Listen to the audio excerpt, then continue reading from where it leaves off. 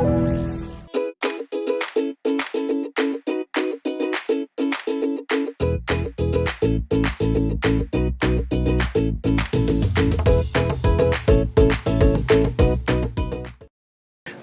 the book ends when the company ends. There was a murmur in the British Parliament since the early 1800s about the dangers of allowing a trading company to rule over 100 million people and the rampant corruption that it caused, seeing a small group of men make obscene amounts of money, and one that the British government had little control over. In 1833, the British Parliament passed a bill removing the company's power, but it was so strong that it wasn't until the 1870s that it finally died a quiet death, Queen Victoria taking over as ruler of India. Your last sentence in the book is quite chilling. You write, 420 years after its founding, the story of the East India Company has never been more current. Tell us about the contemporary ramifications of the East India Company. So there are really two stories in this book. One is the one we've been talking about this evening, which is the company conquest of India, which is a historical story. The other story, which sort of is the meta story in a sense, that runs all the way through the book, is the story of the power of corporations versus the power of the state. And that, of course, is a story with an unfinished conclusion. It's a contemporary story. I've just come back from the States, giving this book on the book tour out there, and every one of her campaign speeches, Elizabeth Warren is bringing up these issues about the power of big pharma, big data,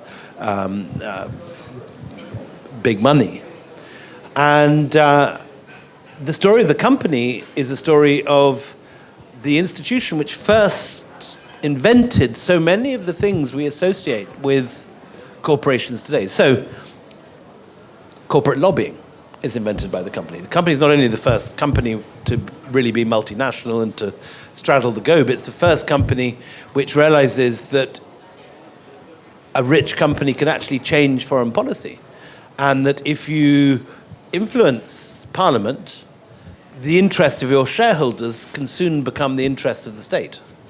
And that sleight of hand whereby corporations turn what's good for them into what's good for the nation. And obviously, every nation, every modern democratic nation of the world has some stories of this being the case.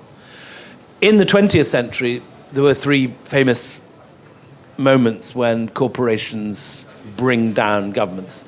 1953, Anglo-Persian Oil Company gets rid of Prime Minister Mossadegh of Iran, to date, the only freely democratically elected Iranian premier. And his first thing he wants to do when he comes to power is to nationalize the oil. And so the CIA and MI6 go into a joint operation and they topple Mossadegh and replace him with the Shah. 2 years later, in Guatemala, United Fruit owns 42% of the agricultural land. And the socialist government is elected, which promises to redistribute land more evenly to the people of Guatemala.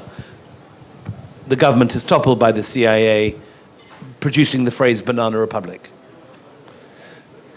1977, ITT lobby against Salvador Allende in Chile, and Allende is brought down by the CIA, and a junta replaces it, which is the most brutal human rights abusing junta in South American history.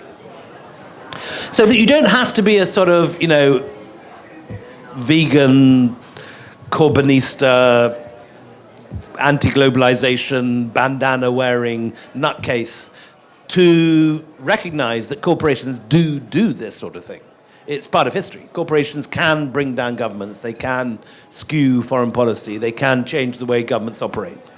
And the company not only is the first to invent corporate lobbying and to realize that the 40% of MPs in Parliament who own its shares can be used to influence foreign policy in its favor, they also realize that you can bribe illegally parliamentarians.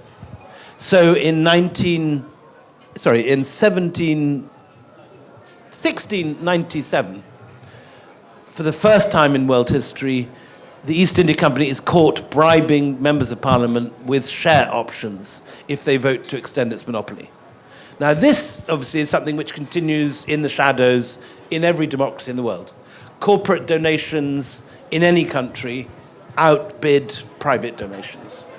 And in most cases, in any country of the world, corporate donations come with some sort of pro quid quo, which is never made public. Whether it's Adani or Advani or Ambani or any of the rest of the Sindhis in modern Are they not? No. Okay. Well, whether it's Ambani or whoever in Reliance or in India, or whether it's say Exxon in the United States. I mean, the most obvious unanswered question in modern history was, given the closeness of Dick Cheney to Exxon, was it an accident that it was Iraq that got invaded after 9/11 when Iraq clearly had nothing to do with the 9/11 operation? And how far did the influence of oil companies mean that it wasn't Saudi which was invaded, because all the people in 9/11 hijack were Saudis, but instead Iraq, when none of them were Iraqis, and Iraq had absolutely nothing to do with it. So those sort of morphings of foreign policy and the way that foreign policy can be changed by a big corporation has its roots in the history of this company. So we're not just talking a specific historical story of the conquest of India 200 years ago. This book is about the origins of corporate lobbying, it's about the origins of corporate influence, and the ongoing and unfinished story of how far corporations can change the world we live in.